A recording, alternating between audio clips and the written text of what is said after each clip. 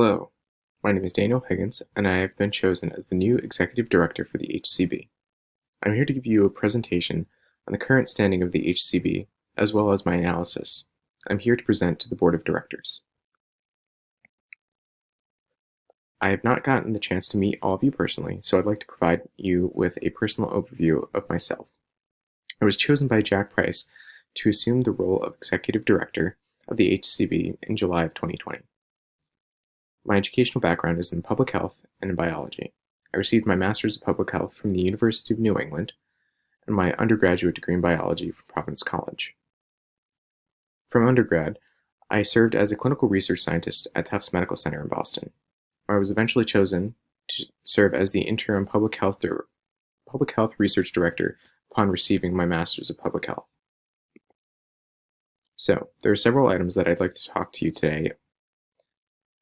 First being the overview of the HCB in its current state, the review of the HCB within relations to the community, my analysis, projections, as well as some recommendations. So first, I'd like to overview our services. We offer a wide range of services, varying from prenatal and neonatal care to diabetic management courses, to violence reduction courses, immunization clinics, primary care, as well as well water testing services. These are just to name a few. Furthermore, we hope to develop our services, modify our services, and bring new services to the community based upon the community needs. This would not be possible without our staff member. All of our staff members play an important role, including myself, the Executive Director, the Board of Directors, the clinical and non-clinical staff, and of course, the community stakeholders. So, here's a little bit of the overview of the HCB within regards to the community. The HCB has always been perceived to be a good community. Furthermore, it's always been viewed to be a very positive place that has been able to deliver various services to the community, furthermore building up the community. However, at times, the HCB has been described as a ship without a navigation system, rudder, or sail. This indicates a need for changing the leadership, and this is where I hope to come in. To give our organization navigation, a rudder, and a sail. In addition, there are some financial discrepancies that have been influencing community development. Senior staff have often been viewed as hunkering down and seeking funds. This could possibly influence the development of our community programs and services, given our attention has been diverted from our standards and have been realigned with finding funds. Lastly, I believe that there is a lack of stakeholder and community engagement, and I'll get to that in just a moment.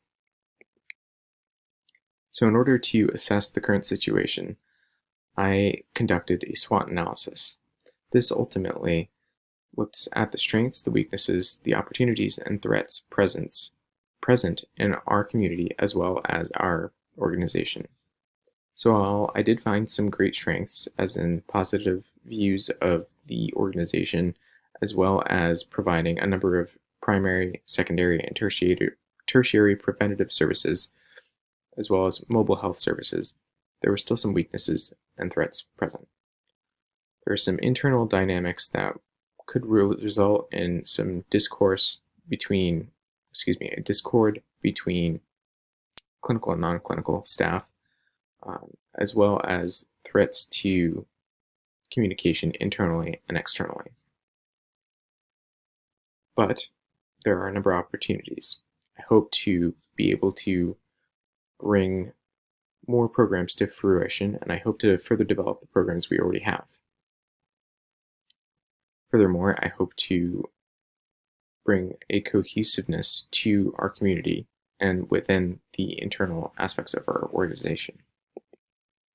So in order to align ourselves with the change, I wanted to come up with an updated mission statement and an updated vision statement. The prior vision statement and mission statement were good. However, I found them to be a little too full of unnecessary verbiage. jargon, and I believe that it could have been simplified. So I wrote the following. The updated mission statement reads, providing collaborative healthcare services to the residents of Brookfield County that improve quality of life and promote wellness. I think that is relatively short and concise and consistent with our core values. We aim to provide a number of services to our community members in order to develop their quality of life, improve their quality of life, and promote wellness overall. Lastly, very short, sweet, and simple, the vision statement, a healthier Brookfield. That's what we're consistently working towards and what we hope our services will eventually lead to. So while we have our mission statement and vision, we ultimately have to come up with a plan, and that's where our plan of action comes in. First and foremost, we need to set a timeline, which I believe 5 years is reasonable. First step in the plan is to remove duplicated programs. This includes our diabetes education programs, violence prevention programs, and after-school programs.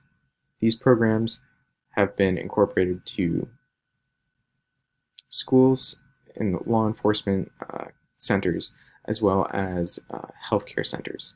So ultimately, by duplicating these programs, we are expending funds that could be reallocated elsewhere, and ultimately could be used in other programs that might be suffering. Furthermore, to keep track of our spending, as well as plan, I would like to maintain quarterly budgets and have them be reported to the board of directors to ensure that no unnecessary spending is happening, and we are only spending what is necessary. Furthermore, I'd like to engage stakeholders. This would come through, ultimately bring our community and our programs to fruition and could potentially help develop programs not at our own expense, but with the help of other community members. Law enforcement have prior emphasized that they were concerned about our violence prevention programs. Well, we could either get rid of our program or we could have them further develop their own, and we could possibly help out with that. It's all about collaboration. Furthermore, I'd like to incorporate 2 new community stakeholders per year. I think that's reasonable, and this would allow us to develop possibly 2 or more programs per year. Furthermore, it would help us create new programs based upon the community needs, as the stakeholders are ultimately representing the voice and opinion of people. Furthermore, I'd like to publish monthly updates on the community projects and services. There's a lot that the community doesn't know behind closed doors. Furthermore, they don't necessarily know the specifics and ins and outs of our programs. And that's what I hope to do, provide more clarification about what we do here in the community. Lastly, I'd like to undergo internal regular auditing to make sure that we are on track, are regularly on plan, and are not deviating from what we've set ourselves towards. So, in order to evaluate our plan, there are a number of things we can do. First, I'd like to regularly meet and hold community forums, as literature has suggested that by holding community forums, you not only build a stronger relationship with your community, but they also feel heard and validated. And these community forums would basically allow us to give community members and stakeholders the opportunity to come forward with grievances or issues that they would like addressed. This could be within regards to some of our programs, community events, various other issues that might be on the table. In addition, at quarter forums, surveys would be distributed to the attendees to evaluate the satisfaction and program efficacy. This could ultimately help us to develop ourselves and our programs. Lastly, I would like to hold internal regular quarterly staff meetings. This would allow us to view ourselves collectively and critique ourselves constructively. This would ultimately allow our employees to come forward, voice their opinions in a safe place, and weigh pros and cons that they've found throughout their time working in the HCB, in the programs, and ultimately voice their opinions. So wrapping things up here, together I believe we can build a better and healthier Brookfield community. However, I can't do this on my own. And this is very important that we engage stakeholders as well as our community members in addition to working in conjunction with our organization members. Furthermore, we have to adhere by our plan. If we derail, this could ultimately affect the structure and function of our organization and could intrinsically change the dynamics, and we are aiming to improve this. Lastly, in order to redirect our attention to our programs, I would like to make sure that the board is, while considering the financial status of our program, but that making sure that that is not the primary concern. I believe that by engaging stakeholders and developing our programs, we can ultimately attract potential benefactors who might want to further donate to our services and to our cause. And that cause being building a better and healthier Brookfield community. So at this time, I'd like to open up the floor to any discussions or open up to any additional questions that anyone might have had throughout the presentation. And even if you can't think of anything right now, I want you to feel free to email me. My email is right up here, dhiggins@hcbrookfield.org, or you can call me directly at 815-555-2929, extension 3928.